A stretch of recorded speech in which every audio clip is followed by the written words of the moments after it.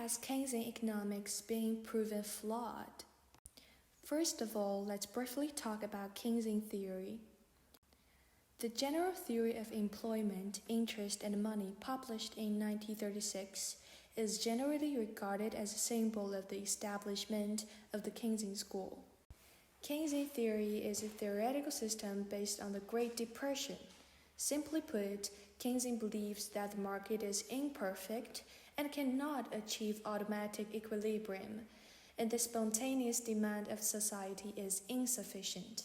With the globalization of the economy, the world has formed a unified and complex market, and the micro-market mechanism is not all applicable to the microfield, just like the physics laws of microeconomics are not the same as classical laws of physics. It should be said that Keynesian theory is a breakthrough contribution. It uses national output, employment, inflation, and balance of payments as indicators to measure the economic status of a country and a region. To use an analogy, just as a doctor's diagnosis of the patient's health requires specific metrics to measure, economics measures of how well a country's economy is doing requires reasonable metrics.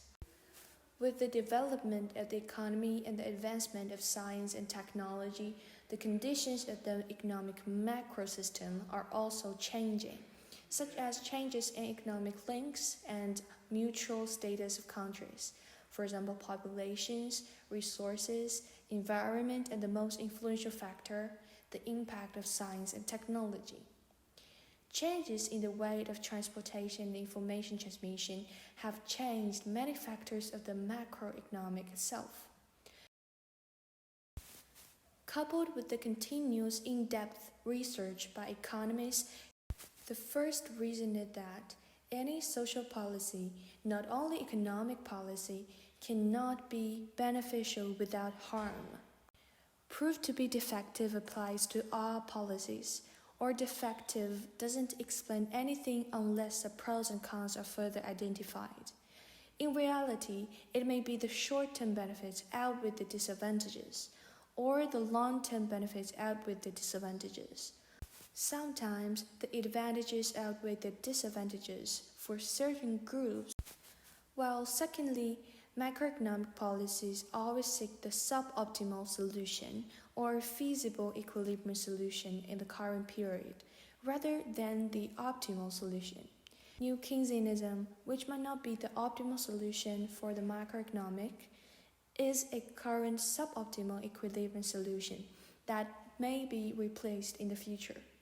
Resources are limited, time is limited, manpower is limited, and even the cost of maintaining a certain market legal system is limited. All can talk about how to do it, ignoring cost and resource constraints. From these perspectives, Keynesian economic theory is more suitable for the needs of the people. While thirdly, Keynesianism emphasizes long-term.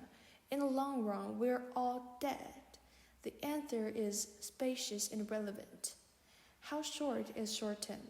1 month, 2 months, 1 year, 2 years, 3 years, 5 years? What are the criteria of the division of short and long? Without this clarity, there is no way to understand the real flaws of Keynesianism. Fourthly, to be specific, the economics that everyone is learning today is basically built on the basis of Western economies. Keynesian economics within the framework of capitalism and will only attempt to expand the laws of economic operation and explore feasible economic development paths within the framework of capitalist society. Naturally, it can be fundamental to maintain the dominance of capitalism, and for the last reason, any scientific technology or social science knowledge will gradually lose its objectivity in the actual social operation and become a tool of rulers to maintain social stability. In short, the so-called professional content you have learned, as long as it is related to the operation of society, will be fully added, deleted, modified, and checked by the rulers and their governing institutions before you can see and learn.